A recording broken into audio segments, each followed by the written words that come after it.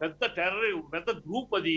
వీళ్ళు ఈజీగా వీళ్ళ భయము, వీళ్ళకి ఎక్కువ దూరం వెళ్తే వీళ్ళకి ఇబ్బందులు, ప్రాబ్లమ్స్ ఫేస్ చేయాల్సి వస్తుంది. సో భయము ఇవన్నీ పైకి పట్టుకున్నాం, వీళ్ళని పట్టుకున్నాం, వాళ్ళని పట్టుకున్నాం అని ఒక 4 న్యూస్లు, ఒక 4 వారం రోజులు దాని మీద హడావిడి. ఆ చిట్టిబాబు గారు అంటే ఏం దొరకకుండానే చిట్టిబాబు గారు నిరాధారిత ఆధారాల మీద పట్టుకొని ఇన్వెస్టిగేషన్ పరిస్థితులు ఉండవు కదా మామూలుగా అయితే. లెట్ మీ ఫినిష్ పుచ్చుకుంటూ ఉంటారు. ఇది జరుగుతా ఉంది నాటకం. ఈ నాటకంలో ప్రజల మీద తోసేసి ప్రజలు నేర్చుకోవాలి. Yes, that the point. Moral science అనేది ఇంట్లో బడిలో ఉండాలి. అది ఒక 1 పాయింట్. అన్ని విషయాలకి కావాలి, అన్ని విషయాల్లోనూ కావాలి అది మోరల్ సైన్స్. మేము అమ్ముతాం ప్రజలకి, కళ్ళకి అందిస్తూ ప్రజలు మీరు ముట్టుకోవద్దంటే అది ప్రభుత్వ బాధ్యత. ప్రభుత్వ యంత్రాంగం దాన్ని కంట్రోల్ చేయాల్సిన యంత్రాంగం యొక్క బాధ్యత. వాళ్ళని తీసుకోవద్దనండి, వాళ్ళు ముట్టుకోవద్దు. ఈ నోటి దగ్గర తీసుకొచ్చి పెట్టి వింత ఉంటది, డెఫినెట్ గా అట్రాక్షన్ ఉంటుంది. మందు బాటిల్ వైన్ షాపులు ఓపెన్ చేసేసి మందు తాగద్దు అని అంటే ఎట్లా? ఇష్టం వచ్చినట్టు సిగరెట్ ప్యాకెట్ల మీద ఏమో ఇంజూరియస్ టు హెల్త్ అనేస్తారు, సిగరెట్ బడ్డీలు అమ్ముతూ ఉంటారు. ఇంజూరియస్ టు హెల్త్ అని బాటిల్ వేస్తారు. మ్యానుఫ్యాక్చరింగ్ ఆపచ్చు కదా? మ్యానుఫ్యాక్చరింగ్ ఎందుకు ఆపదు ప్రభుత్వాలు? మ్యానుఫ్యాక్చరింగ్ ఆపితే అమ్మకాలు ఉండవు కదా, తాగేవాడు ఉండడు కదా. మ్యానుఫ్యాక్చరింగ్ చేసి బజార్లోకి వదిలేసేసి ప్రజలు వాడద్దు అని ప్రజల మీద నిందేస్తే కరెక్ట్ కాదు. ప్రభుత్వానికి, ఆ యంత్రాంగానికి కంట్రోల్ చేయాల్సిన బాధ్యత, దాన్ని నియంత్రించవలసిన బాధ్యత ప్రభుత్వ యంత్రాంగానికి ఉంది, పోలీస్ యంత్రాంగానికి ఉంది, నార్కోటిక్ వీళ్ళకు ఉంది, ఎన్ఐఏకి ఉంది. ఇవన్నీ ఉన్నాయి. వీళ్ళు ఉన్నది ఎందుకు? వీళ్ళ బాధ్యతలు ఏంటి? ప్రజలు చేస్తా ఉంటే చూస్తా ఉంటాం, మేమేం చేయమంటే, ప్రజలు అలవాటు పడుతూ ఉంటే మేమేం చేయమంటే కాదు కదా. అందుకు కాదు కదా ఈ యంత్రాంగాలు ఉన్నాయి. వీళ్ళ బాధ్యత. ఎక్కడ పుట్టుక ఎక్కడ? ఇది ఎక్కడి నుంచి గోవాకి ఎక్కడి నుంచి వస్తుంది, గోవా నుంచి ఎక్కడ వస్తున్నాయి, ట్రావెలింగ్ ఎక్కడెక్కడ జరుగుతున్నాయి, అన్ని ఇన్ఫర్మేషన్ తెలిసి చూసి ఎప్పుడో ఒకసారి పబ్లిసిటీ కోసం మేము పనిచేస్తున్నాం. We're working, we're very sincere అని చూపించడం కోసం ఇలా పట్టుకుంటాం. తర్వాత ఒక 6 నెలల తర్వాత అది విక్టిమ్. తాగే పట్టుకునేవాడు డ్రగ్ వాడిన వాడు కాదు రూల్ ప్రకారం. వాడు ఓన్లీ విక్టిమ్ కిందే. సరఫరా చేసేవాడు మీరు రైజ్ చేసిన అంశాలంటే చర్చిద్దాం. మీ దగ్గరకు వస్తాను చిట్టిబాబు గారు, మళ్ళీ మీ దగ్గరకు వస్తాను. డ్రామా సంస్థాన్ని చెప్తే యంత్రాంగము, ప్రభుత్వం ఫెయిల్యూర్, మిజరబుల్ ఫెయిల్యూర్. ఇక్కడ పోలీసు తప్పు లేదు, వాళ్ళు ఏం చేస్తారు, ఎన్ఐఏ ఏం చేస్తుంది, ప్రజలు తప్పు. ప్రజలు అలవాటు ఎందుకు పడ్డారు? అలవాటు ఉండేవాడు ఉంటే కదా, కొనేవాడు ఉంటే కదా. చిట్టిబాబు గారు 1 మినిట్ మళ్ళీ మీ దగ్గరకు వస్తాను. రీజనబుల్ లాజిక్ నేను బయటికి వెళ్తున్నానండి. పల్లెలో అందిస్తూ వాడికి so sorry. When you are not able to control a person, why should you call me for discussion? Chittibabu గారు ప్లీజ్ వేరే వాళ్ళకి కూడా మాట్లాడే అవకాశం ఉంది. అది డిబేట్ డెకరం అది. ప్లీజ్ చిట్టిబాబు గారు మళ్ళీ మీ దగ్గరకు వస్తాను. రైట్, ఇదే అంశంపై మాట్లాడేందుకు ప్రముఖ విశ్లేషకులు డాక్టర్ వంది సత్యం గారు లైవ్ లో సిద్ధంగా ఉన్నారు. సత్యం గారు, మీరు ఇవన్నీ కూడా చాలా క్లోజ్ గా మానిటర్ చేస్తున్నారు, అంటే జరుగుతున్న పరిస్థితులు కానీ. చిట్టిబాబు గారు మీ దగ్గరకు వస్తాను.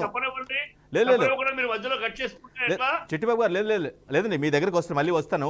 వేరే అనలిస్ట్ కూడా ఉన్నారు కాబట్టి మనం వాళ్ళతో కూడా మాట్లాడిన అవసరం ఉంది కదా. అన్ని వర్గాల తీసుకోవాలి కదా. వస్తాను ఖచ్చితంగా.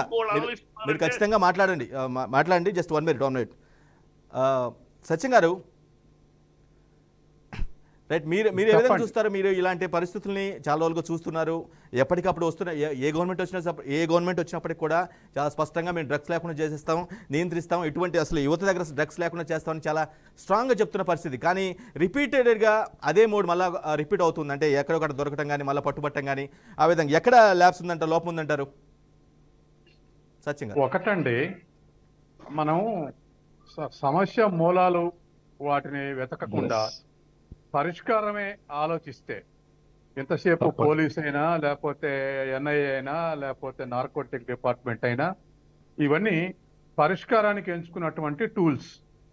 కానీ అసలు సమస్య మూలం ఎక్కడి నుంచి జనరేట్ అవుతుంది అనేది మనం దాని నుంచే మనం కట్ చేసుకుంటూ వస్తే ఏవైనా మనకు పరిష్కారం దొరికేటువంటి అవకాశం ఉంది. మీరు ఇంతకుముందు రెడ్డన్న గారు ఒక మాట అన్నారు, సప్లై ఎక్కడి నుంచి అవుతుంది అనేటువంటిది వర్డ్ ఉంది. కాబట్టి సప్లై కన్నా ముందు కూడా మనం ఇప్పుడు దేశంలో కొన్ని సక్సెస్ స్టోరీస్ చెప్తా కొన్ని ఇష్యూస్లో. ఇవి చాలా రోజులు స్వాతంత్రం వచ్చినాక 84, 85 వరకు కూడా లిటరసీ రేటు 45 ఉండేది. 85లో లిటరసీ మిషన్ ఏర్పడి క్యాంపెయిన్ చేసినాక ఇప్పటికి ఇంకొక 40 ఏళ్ల తర్వాత 74% రీచ్ అయింది. అంటే ప్రజల్ని చదువుకుంటే ఏమిటి అనేట దాన్ని ఎడ్యుకేట్ చేసే ఎడ్యుకేట్ చేయాలి. Yes, educate చేయాలి. చదవటం మొదలు పెట్టారు. అట్లాగే CCMB director professor Bhargava, Bhatnagar award గ్రహీత భార్గవ Yes. కూల్ డ్రింక్స్ లో పెస్టిసైడ్స్ ఉన్నాయని చెప్పాడు. పెస్టిసైడ్స్ ఉన్నాయి, అవశేషాలు ఉన్నాయని చెప్తే, పరిశోధన చేసి చెప్తే, దాన్ని సైన్స్ సంస్థలు, జన విజ్ఞాన వేదిక, ఇతర సంస్థలు ఇంకా 4-5 ఉన్నాయి, ఈ సంస్థలన్నీ కూడా క్యాంపెయిన్ చేస్తే 30 ఏళ్లలో ఇవాళ చాలా చోట్ల కూల్ డ్రింకులు చేస్తే చలవ ఉంటది అనేది నమ్మకం వదులుకుర్రు. మజ్జిగ తాగాలి, నిమ్మకాయ నీళ్లు తాగాలి, కొబ్బరి నీళ్ళు తాగాలి అనేటువంటిది నేర్చుకున్నారు ప్రజలు. కేరళలో అయితే ఆల్టర్నేటివ్ కొబ్బరి నీళ్ళు ఉన్నాయి కాబట్టి దే వైప్డ్ అవుట్.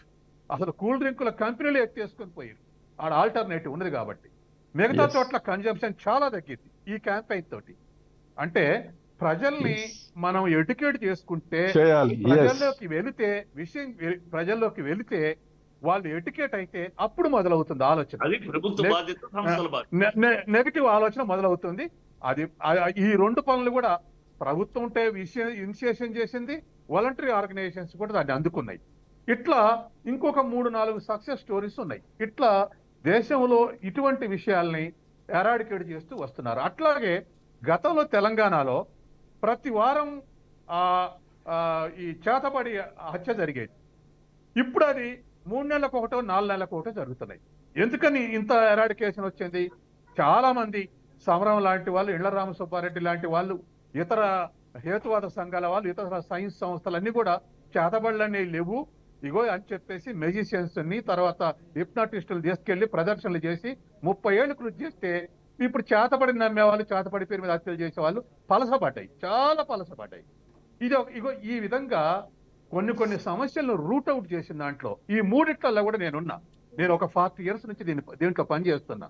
కాబట్టి ఇట్లా రూట్ అవుట్ చేసినటువంటి దాంట్లో ఫస్ట్ దానికి మంచి రిజల్ట్ వచ్చింది ప్రజల్ని ఎడ్యుకేట్ చేయటంలో, దాన్ని క్యాంపెయిన్ చేయటంలో, కల్చరల్ యాక్టివిటీస్ ద్వారా ప్రజల నాడి చదువురాని మైండ్లలో కూడా దాన్ని తీసుకెళ్లటం.